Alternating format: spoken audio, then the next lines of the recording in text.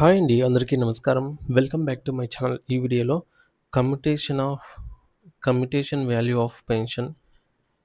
Commutation of pension అంటాము. పెన్షన్‌లకి సంబంధించి ఈ యొక్క సీవీపీ కాలపరిమితి తగ్గింపుపై ఢిల్లీ హైకోర్టులో పెన్షన్‌లకు సంచలన తీర్పయితే విడుదలైంది.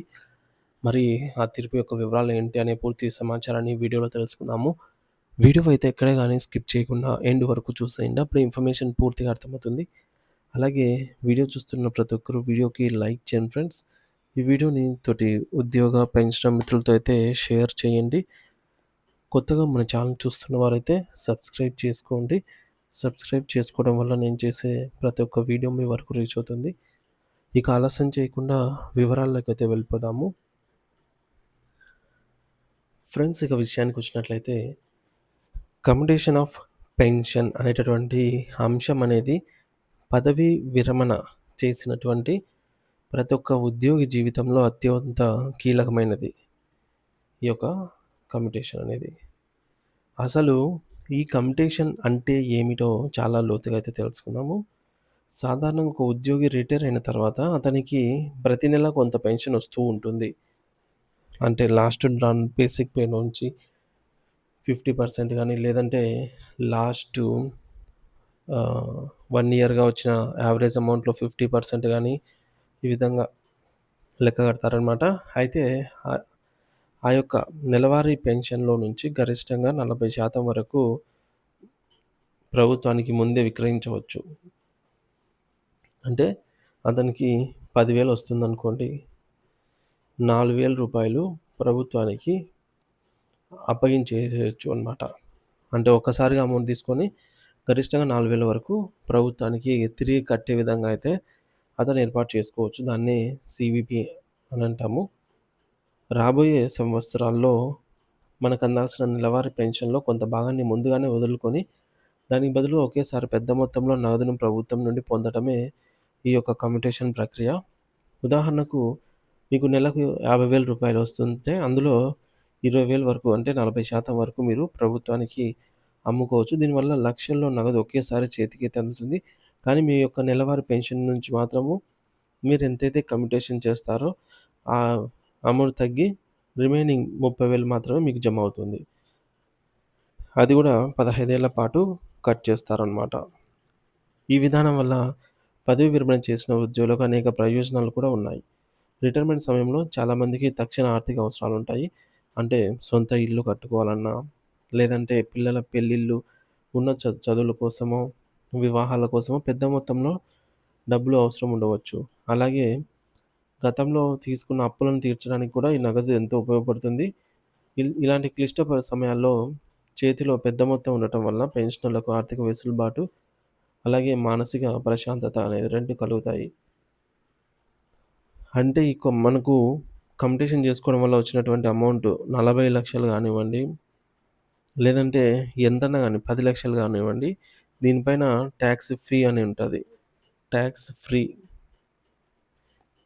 అంటే దీనిపైన ఎటువంటి టాక్స్ పడదనమాట. ఇదే మనకిక్కడ సూచిస్తుంది. ఇన్‌కమ్ టాక్స్ ఉండదు. ఇక్కడ మనం గమనించాల్సిన ముఖ్య విషయం ఏంటంటే, ఈ కమ్యుటేషన్ ద్వారా వచ్చే భారీ మొత్తానికి ఎటువంటి ఆదాయ పన్ను ఉండదు. ఇది పూర్తిగా టాక్స్ ఫ్రీ అమౌంటు. అంటే మీరు 10,00,000 పొందినా, 50,00,000 పొందినా ప్రభుత్వం అందులో నుండి ఒక్క రూపాయి కూడా పన్ను కోత విధించదు. కానీ టాక్స్ ఫైల్ చేయాల్సి ఉంటుంది. నెలవారీ పెన్షన్ ఆదాయపు పన్ను పరిధిలోకి వస్తుంది, కానీ ఈ యొక్క ఏక మొత్తం అనేది ఆదాయ పన్నులోకి రాదు, పరిధిలోకి రాదు. ఇది పెన్షనర్లకు ప్రభుత్వం ఇచ్చే ఒక గొప్ప రాయితీ అనే చెప్పుకోవచ్చు. అయితే ఇలాగా అమ్మినటువంటి 40% పెన్షన్ తిరిగి ఎప్పుడు పునరుద్ధరించబడుతుంది అంటే, ఎన్ని సంవత్సరాల పాటు మన పెన్షన్‌లో ఈ కోత విధిస్తారు అనే దానిపై ప్రస్తుతం పెద్ద చర్చే జరుగుతుంది. మరి కేంద్ర ప్రభుత్వ నిబంధన ప్రకారంగా మీరు కమ్యుటేషన్ తీసుకున్న తేదీ నుండి సరిగ్గా 15 ఏళ్ళు అంటే 180 నెలలు, 180 సార్లు మీ పెన్షన్‌లో నుంచి కోత అయితే ఉంటుంది. ఈ యొక్క 15 ఏళ్ళు పూర్తయిన తర్వాత మాత్రమే మీకు మళ్ళీ పూర్తి పెన్షన్ అనేది పునరుద్ధరించబడుతుంది.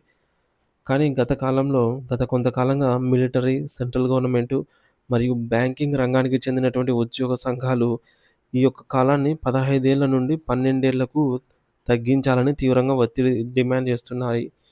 మరి ఢిల్లీ హైకోర్టు ఈ నెల మే 29న ఒక చారిత్రాత్మక తీర్పునైతే ఇచ్చింది. ఈ వివాదానికి ప్రధాన కారణం ఆహ్, commutation of pension CC rule number 10A అన్నమాట. అంటే ఈ నియమం ప్రకారంగా 15 ఏళ్ల తర్వాతే పూర్తి పెన్షన్ అనేది పునరుద్ధరించాలని ఈ సీసీ సీసీ రూల్స్ 10A చెప్తోంది. అయితే గతంలో ఆర్మ్డ్ ఫోర్సెస్ ట్రిబ్యునల్స్ ఏఎఫ్‌టి ఒక కేసులో పెన్షనర్ల వైపు నిలబడి రికవరీ కాలాన్ని 12 ఏళ్లకే పూర్తి చేయాలని సూచించింది. మరి దీనిని సవాలు చేస్తూ కేంద్ర ప్రభుత్వం ఢిల్లీ హైకోర్టును ఆశ్రయించింది. ప్రభుత్వం తన వాదనలో చాలా స్పష్టంగా కొన్ని విషయాలనైతే చెప్పింది. కమ్యుటేషన్ అనేది ప్రభుత్వం ఎవరిపైన బలవంతంగా ఏమి రుద్దడం లేదు.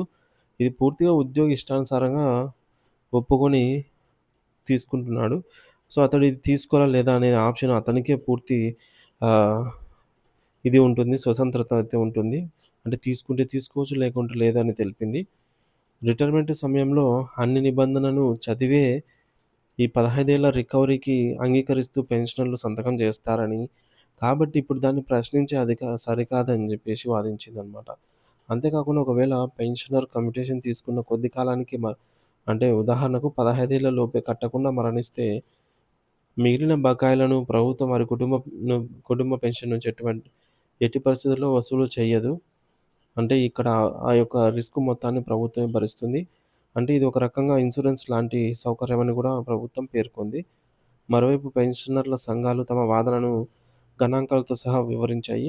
ఐదో వేతన సంఘం ఫిఫ్త్ పే కమిషన్ కూడా గత గతంలోనే ఈ కాలాన్ని 12 ఏళ్లకు తగ్గించాలని సిఫార్సు చేసిన విషయం గుర్తు చేశాయి. మరి ప్రస్తుతం ఉన్న వడ్డీ రేట్లు, పెన్షనర్ల సగటు ఆయుర్దాయం పరిగణలోకి తీసుకుంటే ప్రభుత్వం చెల్లించిన అసలు మరియు వడ్డీ కేవలం 12 ఏళ్లలోనే తిరిగి ప్రభుత్వానికి వసూలు అయిపోతుందని, ఆ పైన వసూలు చేసే ప్రతి రూపాయి కూడా పెన్షనర్లకు నష్టమేనని వారు వాదించారు. కేరళ అలాగే గుజరాత్ వంటి రాష్ట్రాల్లో ఇప్పటికే 12 లేదా 13 ఏళ్లకే కమ్యుటేషన్ అనేది పూర్తవుతోందనమాట. సో, 12 ఏళ్ళకు పూర్తయితే 12 ఏళ్ల తర్వాత పూర్తి పెన్షన్ పునరుద్ధరిస్తారని జెప్పేసి ఈ మేరకు కోర్టుకు వివరించారు. ఢిల్లీ హైకోర్టు ఈ యొక్క 2 వైపుల వాదనను నిశితంగా పరిశీలించి చివరికి ఇది ప్రభుత్వ విధానపరమైన నిర్ణయము అని తేల్చి చెప్పింది. ఆర్థికపరమైన కాలపరిమితులను నిర్ణయించే విషయంలో న్యాయస్థానాల జోక్యం పరిమితంగానే ఉంటుందని పేర్కొంది.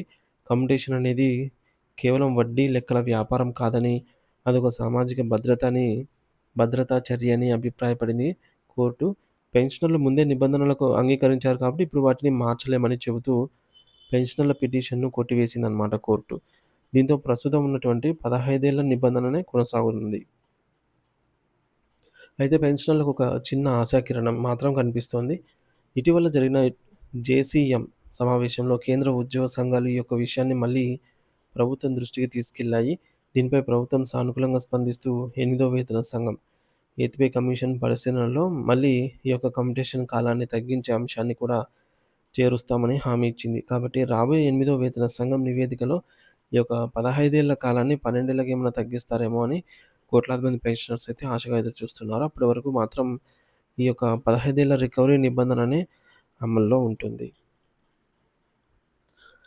సో, ఇది ఫ్రెండ్స్ ఇప్పటివరకున్న తాజా సమాచారం. మరి చూడాలి ఎయిత్ పే కమిషన్, ఎయిత్ పీఆర్సీలో ఏమైనా ఈ యొక్క ప్రతిపాదనను పరిగణనలోకి తీసుకొని అట్‌లీస్ట్ 13 సంవత్సరాలకైనా తగ్గిస్తారా లేదా అనేది తేలనుంది. మరి కేంద్రం తగ్గిస్తే రాష్ట్ర ప్రభుత్వాలు కూడా తగ్గించాల్సి రావచ్చు.